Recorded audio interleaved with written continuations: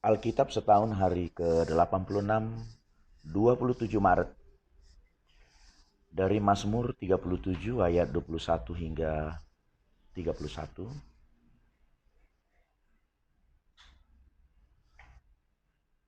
Orang fasik meminjam dan tidak membayar kembali, tetapi orang benar adalah pengasih dan pemurah. Sesungguhnya orang-orang yang diberkatinya akan mewarisi negeri, tetapi orang-orang yang dikutukinya akan dilenyapkan. Tuhan menetapkan langkah-langkah orang yang hidupnya berkenan kepadanya. Apabila ia jatuh, tidaklah sampai tergeletak, sebab Tuhan menopang tangannya. Dahulu aku muda, sekarang telah menjadi tua, tetapi tidak pernah kulihat orang benar ditinggalkan, atau anak cucunya meminta-minta roti. Tiap hari ia menaruh belas kasihan dan memberi pinjaman, dan anak cucunya menjadi berkat. Jauhilah yang jahat dan lakukanlah yang baik, maka engkau akan tetap tinggal untuk selama-lamanya. Sebab Tuhan mencintai hukum, dan ia tidak meninggalkan orang-orang yang dikasihinya sampai selama-lamanya. Mereka akan terpelihara, tetapi anak cucu orang fasik akan dilenyapkan. Orang-orang benar akan mewarisi negeri dan tinggal di sana senantiasa. Mulut orang benar mengucapkan hikmat, dan lidahnya mengatakan hukum. Taurat Allahnya ada di dalam hatinya, langkah-langkahnya tidak goyah. Lukas 6 ayat 12 hingga 36. Yesus memanggil ke-12 rasul. Pada waktu itu pergilah Yesus ke bukit untuk berdoa, dan semalam-malaman ia berdoa kepada Allah. Ketika hari siang ia memanggil murid-muridnya kepadanya, lalu memilih dari antara mereka 12 orang yang disebutnya rasul. Simon yang juga diberinya nama Petrus, dan Andreas saudara Simon, Yakobus dan Yohanes, Filipus dan Bartolomeus, Matius dan Thomas, Yakobus anak Alfeus, dan Simon yang disebut orang Zelot, Yudas anak Yakobus, dan Yudas Iskariot yang kemudian menjadi pengkhianat. Lalu ia turun dengan mereka dan berhenti pada suatu tempat yang datar. Di situ berkumpul sejumlah besar dari murid-muridnya, dan banyak orang lain yang datang dari seluruh Yudea dan dari Yerusalem dan dari daerah pantai Tirus dan Sidon. Mereka datang untuk mendengarkan dia dan untuk disembuhkan dari penyakit mereka. Juga mereka yang dirasuk oleh roh-roh jahat beroleh kesembuhan. Dan semua orang banyak itu berusaha menjamah dia, karena ada kuasa yang keluar padanya, dan semua orang itu disembuhkannya. Ucapan bahagia dan peringatan. Lalu Yesus memandang murid-muridnya dan berkata, "Berbahagialah hai kamu yang miskin, karena kamulah yang mempunyai kerajaan Allah. Berbahagialah hai kamu yang sekarang ini lapar, karena kamu akan dipuaskan. Berbahagialah hai kamu yang sekarang ini menangis, karena kamu akan tertawa. Berbahagialah kamu jika karena Anak Manusia orang membenci kamu, dan jika mereka mengucilkan kamu, dan mencela kamu serta menolak namamu sebagai sesuatu yang jahat. Bersukacitalah pada waktu itu dan bergembiralah, sebab sesungguhnya upahmu besar di sorga, karena secara demikian juga nenek moyang mereka telah memperlakukan para nabi. Tetapi celakalah kamu, hai kamu yang kaya, karena dalam kekayaanmu kamu telah memperoleh penghiburanmu. Celakalah kamu yang sekarang ini kenyang, karena kamu akan lapar. Celakalah kamu yang sekarang ini tertawa, karena kamu akan berduka cita dan menangis. Celakalah kamu jika semua orang memuji kamu, karena secara demikian juga nenek moyang mereka telah memperlakukan nabi-nabi palsu.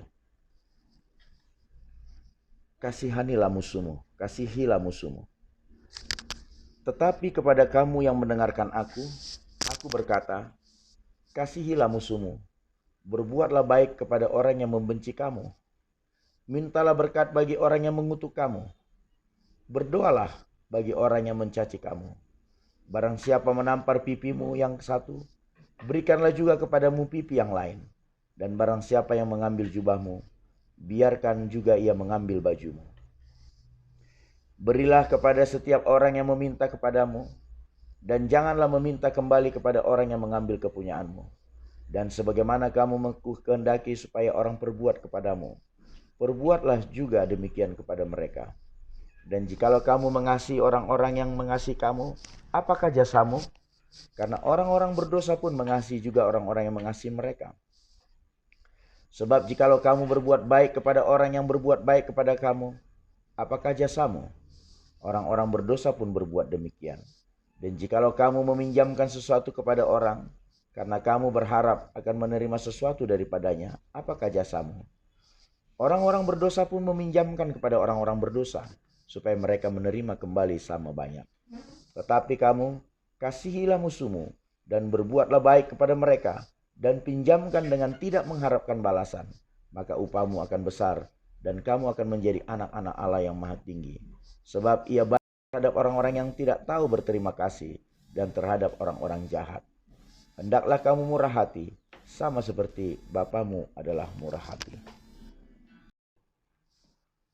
Bilangan 21 ayat 4 hingga 22 ayat 20.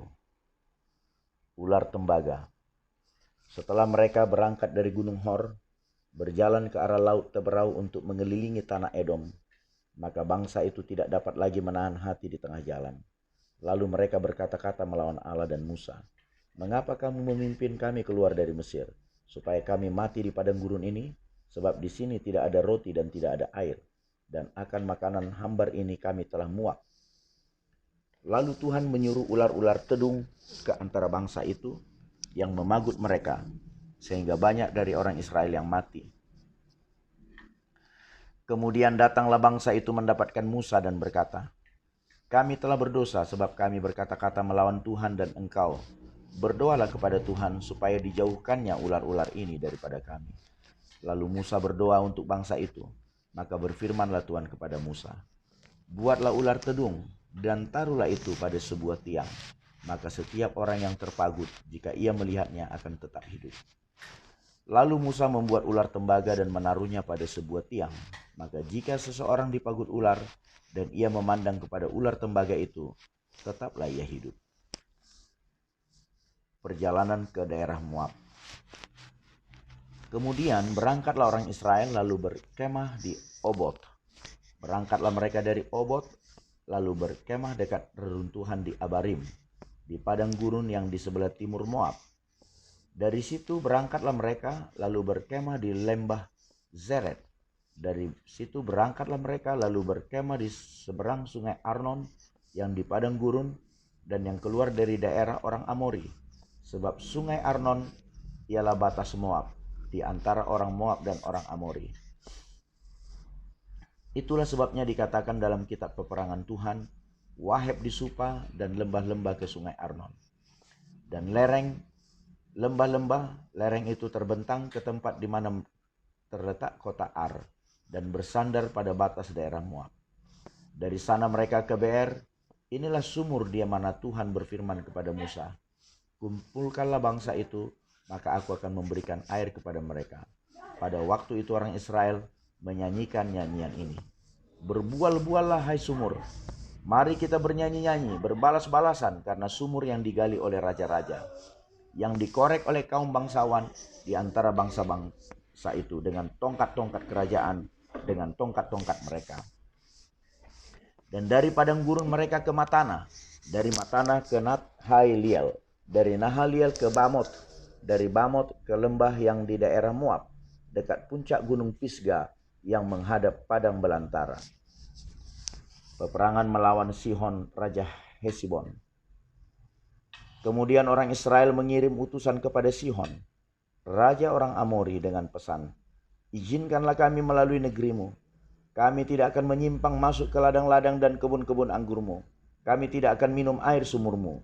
Di jalan besar saja kami akan berjalan sampai kami melalui batas daerahmu." Tetapi Sihon tidak mengizinkan orang Israel berjalan melalui daerahnya. Bahkan ia mengumpulkan seluruh laskarnya, lalu keluar ke padang gurun menghadapi orang Israel. Dan sesampainya di Yahas, berperanglah ia melawan orang Israel. Tetapi orang Israel mengalahkan dia dengan mata pedang dan menduduki negerinya dari sungai Arnon sampai ke sungai Yabok, sampai kepada Bani Amon, sebab batas daerah Bani Amon itu kuat. Dan orang Israel merebut segala kota itu Lalu menetaplah mereka di segala kota orang Amori, di Hesibon dan segala anak kotanya. Sebab Hesibon ialah kota kediaman Sihon, raja orang Amori. Raja ini tadinya berperang melawan raja Moab yang lalu dan merebut dari tangannya seluruh negerinya sampai ke sungai Arnon. Itulah sebabnya penyair-penyair berkata, "Datanglah ke Hesibon, baiklah dibangun dan baiklah diperkuat kota kediaman Sihon itu. Sebab api keluar dari Hesibon, nyala dari kota kediaman Sihon, yang memakan habis air Moab, yang berkuasa atas bukit-bukit di sepanjang sungai Arnon. Celakalah engkau, ya Moab, binasa engkau, ya bangsa Kamos. Ia membuat anak-anaknya lelaki menjadi orang-orang pelarian, dan anak-anaknya perempuan menjadi tawanan kepada Sihon, raja orang Amori. Kita telah menembaki mereka. Hesibon binasa sampai di Kedibon, dan kita menanduskannya sampai ke Nopah, yang terbentang sampai ke Medeba." Peperangan melawan Og, raja Basan. Demikianlah orang Israel diam di negeri orang Amori, setelah Musa menyuruh orang mengintai kota Yazer. Mereka merebut segala anak kota Yazer dan menghalau orang-orang Amori yang ada di situ. Kemudian berpalinglah mereka dan maju ke arah Basan. Lalu Og, raja Basan, beserta segala rakyatnya maju ke Edrei, menjumpai mereka untuk berperang. Tetapi Tuhan berfirman kepada Musa, "Janganlah takut kepadanya, sebab aku menyerahkan dia dengan seluruh rakyatnya dan negerinya ke dalam tanganmu. Haruslah kau lakukan kepadanya seperti yang kau lakukan kepada Sihon, raja orang Amori, yang diam di Hesibon." Maka mereka mengalahkan dia dan anak-anaknya dan seluruh rakyatnya, sehingga seorang pun dari mereka tidak ada yang dibiarkan terlepas. Lalu mereka menduduki negerinya. Kemudian berangkatlah orang Israel dan berkemah di dataran Moab, di daerah seberang sungai Yordan dekat Yeriko. Balak memanggil Bileam. Balak bin Zippor melihat segala yang dilakukan Israel kepada orang Amori, maka sangat gentarlah orang Moab terhadap bangsa itu, karena jumlahnya banyak. Lalu muak dan takutlah orang Moab karena orang Israel. Lalu berkatalah orang Moab kepada para tua-tua Midian, "Tentu saja laskar besar itu akan membabat habis segala sesuatu yang sekeliling kita, seperti lembu yang membabat habis tumbuh-tumbuhan di hijau padang." Adapun pada waktu itu Balak bin Zippor menjadi raja Moab. Raja ini mengirim utusan kepada Bileam bin Beor ke Petor yang di tepi sungai Efrat, ke negeri teman-teman sebangsanya, untuk memanggil dia dengan pesan, "Ketahuilah, ada suatu bangsa keluar dari Mesir, sungguh sampai tertutup permukaan bumi olehnya, dan mereka sedang berkemah di depanku. Karena itu datanglah dan kutuk bangsa itu bagiku, sebab mereka lebih kuat daripadaku. Mungkin aku sanggup mengalahkannya dan menghalaunya dari negeri ini, sebab aku tahu siapa yang kau berkati, dia beroleh berkat, dan siapa yang kau kutuk, dia kena kutuk." Lalu berangkatlah para tua-tua Moab dan para tua-tua Midian dengan membawa di tangannya upah penenung.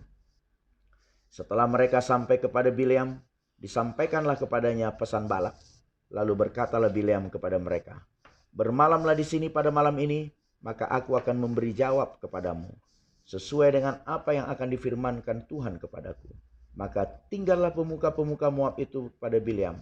Kemudian datanglah Allah kepada Bileam, serta berfirman, "Siapakah orang-orang yang bersama-sama dengan engkau itu?"